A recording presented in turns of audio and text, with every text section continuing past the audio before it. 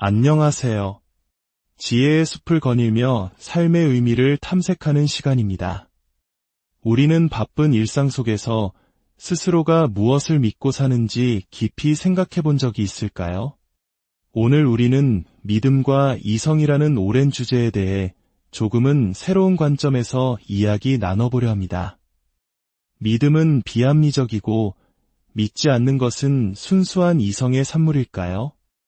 이 질문에 대한 깊은 통찰을 함께 찾아가 보겠습니다. 시작하기에 앞서 이 이야기가 당신의 마음에 울림을 준다면 좋아요와 구독으로 이 따스함을 더 널리 나누어 주세요. 여러분의 참여가 더 많은 이들에게 하나님의 은혜를 전하는 통로가 될 것입니다. 주님의 평화가 여러분과 항상 함께하기를 기도합니다. 우리 주변에는 매우 흥미로운 현상이 있습니다. 세상에서 가장 똑똑하다고 인정받는 사람들 사이에서 믿음에 대한 선택이 극명하게 갈린다는 점입니다. 예를 들어 20세기 중반 옥스퍼드와 케임브리지에서 철학을 가르쳤고 역사상 가장 위대한 여성 철학자로 꼽히는 엘리자베스 앤스콤 같은 지성은 기독교로 회심했습니다. 인간 게놈 프로젝트를 이끌었던 세계적인 과학자 프랜시스 콜린스 역시 한때 무신론자였지만 기독교인이 되었습니다. 유명한 시인이자 극작가인 T.S. 엘리엇도 마찬가지의 길을 걸었죠. 이들은 모두 각자의 분야에서 최고의 지성에 오른 인물들로 수많은 증거와 논증을 검토한 끝에 기독교 신앙을 받아들였습니다. 하지만 정반대의 경우도 존재합니다. 컬럼비아 대학교에서 인문학을 가르치는 마크 릴라 교수나 우리에게도 잘 알려진 생물학자 리처드 도킨스 같은 인물들은 독실한 신앙을 가졌던 배경을 뒤로하고 세속주의의 길을 선택했습니다. 20세기 영국의 저명한 철학자 버트런드 러셀은 무신론자로 평생을 살았죠. 한 번은 누군가 그에게 이런 짓궂은 질문을 던졌습니다. 만약 당신이 죽었는데 알고 보니 당신이 틀렸고 하나님의 심판대 앞에 서게 된다면 뭐라고 말하겠습니까? 러셀은 한치의 망설임도 없이 답했습니다. 이렇게 말할 겁니다. 절 탓하지 마십시오. 하나님, 증거가 충분하지 않았습니다. 라고요. 참으로 흥미롭지 않습니까? 한쪽의 지성들은 증거가 넘친다고 말하고 다른 한쪽의 지성들은 증거가 전혀 없다고 말합니다. 똑같은 세상을 보고 똑같은 논증을 접하면서도 어째서 이토록 다른 결론에 이르게 되는 걸까요? 이 현상을 설명하려는 몇 가지 이론이 있지만 대부분은 설득력이 부족합니다. 첫 번째 이론은 하나님을 믿지 않는 사람들이 단지 증거에 눈을 감고 있기 때문이라는 주장입니다. 즉, 신을 믿는 사람들은 이성적이고 믿지 않는 사람들은 편견에 사로잡혀 비이성적으로 행동한다는 것이죠. 하지만 수많은 사람들과 수십 년간 신앙의 문제로 씨름해본 결과 저는 이 주장에 동의할 수 없습니다. 기독교 신앙을 받아들이지 못하는 사람들 중에는 정말로 지적으로 정직하고 진실한 이들이 너무나도 많습니다. 또한 기독교의 하나님은 우리에게 믿음을 원하십니다. 만약 증거가 너무나도 명백해서 모든 이성적인 사람이 믿을 수밖에 없다면 그곳에는 더 이상 믿음이 설 자리가 없을 것입니다. 하나님은 우리에게 의심의 여지를 남겨두셨고 믿음이란 그 틈을 뛰어넘는 결단이기 때문입니다. 그렇다면 두 번째 이론은 어떨까요? 이것이야말로 오늘날 우리 사회, 특히 한국과 같은 현대화된 사회에서 지배적인 생각일 것입니다. 바로 세속적인 사람들은 이성에 기반을 두고 종교적인 사람들은 감정적인 필요나 증명할 수 없는 믿음에 기반을 둔다는 생각입니다. 이 관점에 따르면 세속적인 사람들은 그저 편견 없이 맑은 이성의 눈으로 세상을 볼 뿐입니다. 반면 기독교인이 된 프랜시스 콜린스나 T.S. 엘리엇 같은 이들은 똑똑하긴 하지만 죽음 이후의 삶을 원하거나 사랑하는 사람을 다시 만나고 싶어 하는 등의 감정적인 필요 때문에 믿음을 선택했다는 것입니다. 캐나다의 위대한 철학자 찰스 테일러는 이러한 관점을 덜어내기 서사라고 부릅니다. 마치 원래 있던 믿음이라는 불필요한 요소를 덜어내고 나니 비로소 세상의 본 모습이 보였다는 식의 이야기죠. 하지만 오늘 저는 바로 이 두 번째 이론이 근본적으로 틀렸다는 점을 말씀드리고자 합니다. 오늘의 핵심 주장은 이것입니다. 세속주의는 믿음이 없는 상태가 아닙니다.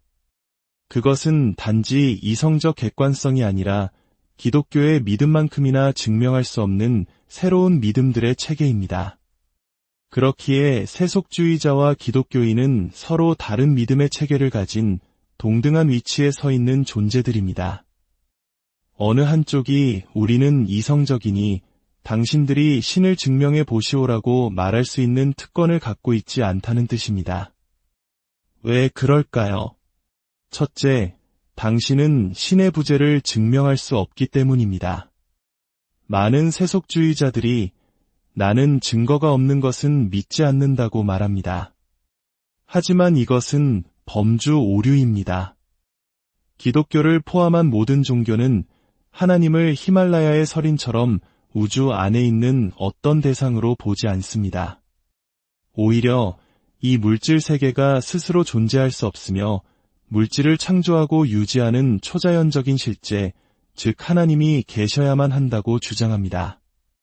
반면 세속주의는 물질이 전부이며 물질은 스스로 존재하고 스스로를 유지할 수 있다고 믿습니다. 이 두 가지 주장 중 어느 쪽이 맞는지 과학 실험으로 증명할 수 있을까요? 불가능합니다. 물질이 스스로 생겨났다는 가설을 어떻게 실험으로 검증하겠습니까? 결국 신이 없다고 믿고 그렇게 살아가는 것 자체가 신은 없다는 믿음에 당신의 삶을 거는 행위, 즉 믿음의 도약인 것입니다. 둘째, 신을 믿지 않으려는 감정적인 이유도 믿으려는 이유만큼이나 많기 때문입니다. 뉴욕대학교의 저명한 철학자 토머스 네이글은 스스로 무신론자임에도 불구하고 이렇게 고백했습니다. 나는 무신론이 사실이기를 바란다. 나는 신이 없기를 바란다. 우주가 그런 식이 아니었으면 좋겠다. 그는 이것을 우주적 권위에 대한 문제라고 불렀습니다. 즉, 내 삶을 내 뜻대로 살고 싶은데 나보다 더 높은 권위자가 있다는 사실을 인정하고 싶지 않은 강렬한 욕구가 있다는 것입니다. 소설가 올더스 헉슬리 역시 자신이 도덕률에 얽매이지 않고 성적으로 자유롭게 살고 싶었기 때문에 세상은 무의미하다는 철학을 받아들였다고 솔직하게 털어놓았습니다. 이처럼 신을 믿고자 하는 감정적 필요가 우리의 이성을 흐리게 할 수 있듯이 신을 믿지 않고자 하는 강렬한 욕구 또한 우리의 이성적 판단을 충분히 흐리게 할 수 있습니다. 그리고 가장 중요한 세 번째 이유입니다. 세속주의자들 역시 증명할 수 없는 강력한 신념, 특히 이성과 도덕에 대한 믿음을 가지고 살아갑니다. 나는 합리적인 사람이다라고 말할 때 그 합리성과 증명의 기준은 과연 무엇일까요? 철학적으로 파고들면 증명의 기준은 여러 가지이며 어떤 기준을 채택할 것인가는 그 자체로 증명될 수 없는 믿음의 문제입니다. 더 깊이 들어가 볼까요? 우리는 모두 자신도 거의 의식하지 못하는 배경 신념을 가지고 있습니다. 찰스 테일러는 아주 흥미로운 질문을 던집니다. 왜 1500년대 이전에는 사람들이 지금보다 훨씬 더 끔찍한 고통을 겪으면서도 그 고통 때문에 신이 없다고 생각하지는 않았을까요? 반면 현대인들은 세상의 악과 고통을 보며 신은 없다고 쉽게 결론 내립니다. 그 차이는 배경 신념에 있습니다. 고대인들은 만약 신이 있다면 당연히 나의 작은 이성으로는 그분의 뜻을 다 헤아릴 수 없을 것이다라는 배경 신념을 가졌습니다. 하지만 현대인들은 인간의 이성은 우주의 모든 것을 파악할 수 있다는 강한 믿음을 가지고 있습니다. 그래서 내가 생각해서 신이 고통을 허락할 만한 좋은 이유를 찾을 수 없다면 그런 이유는 존재하지 않는 것이다라고 결론 내리는 것입니다. 우리 한국 사회도 마찬가지 아닐까요?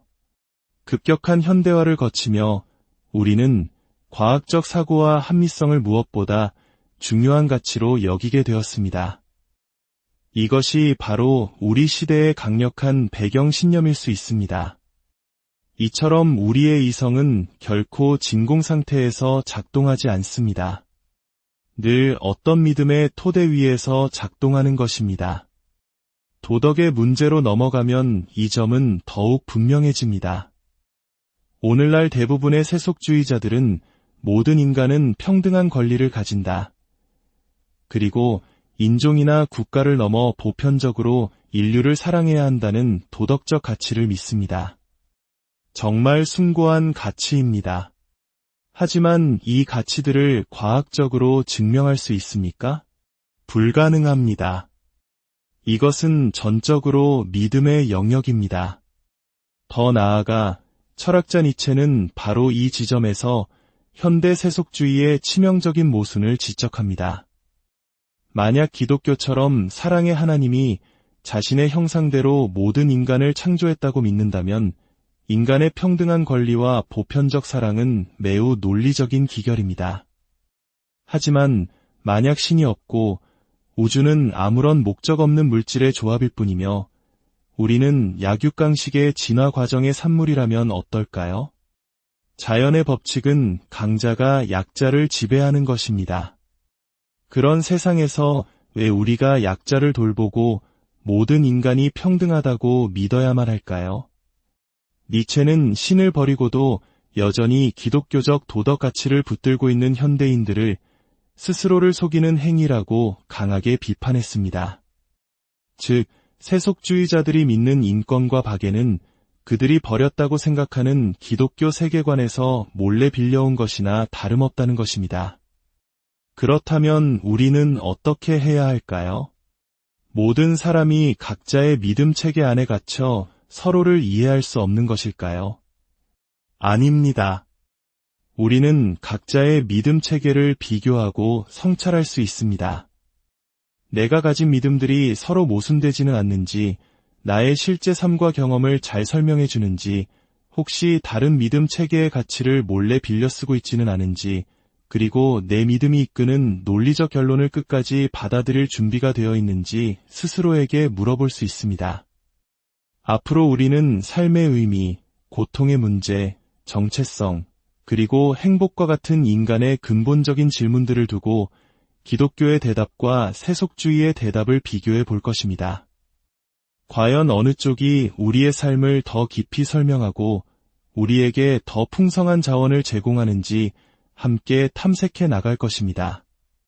이야기를 마치며 성경에 나오는 한 아버지의 이야기를 들려드리고 싶습니다. 그는 병든 아들을 고쳐달라고 예수님께 나아왔습니다. 예수님께서 믿는 자에게는 능히 하지 못할 일이 없느니라 라고 말씀하시자 그는 눈물을 흘리며 외쳤습니다. 주여, 내가 믿나이다. 나의 믿음 없는 것을 도와주소서. 얼마나 정직한 고백입니까? 믿습니다. 하지만 동시에 믿지 못하겠습니다. 이 모순된 외침에 예수님은 내 믿음이 부족하다며 그를 돌려보내지 않으셨습니다. 오히려 그의 아들을 고쳐주셨습니다. 이 이야기는 우리에게 두 가지 중요한 사실을 알려줍니다. 첫째, 믿음에 이르는 길은 단번에 완성되는 것이 아니라 의심과 확신 사이를 오가는 하나의 과정이라는 것입니다. 둘째, 우리를 구원하는 것은 우리 믿음의 질이나 순수함이 아니라 우리 믿음의 대상이라는 점입니다. 절벽에서 떨어지기 직전 두려움에 떨며 나뭇가지를 붙잡았을 때 우리를 구한 것은 나뭇가지를 붙잡을 때의 완벽한 확신이 아니라 우리를 지탱해준 나뭇가지 그 자체입니다. 기독교 신앙은 바로 그 나뭇가지이신 예수 그리스도를 붙잡는 것입니다. 완벽한 심리적 확신이 없어도 괜찮습니다.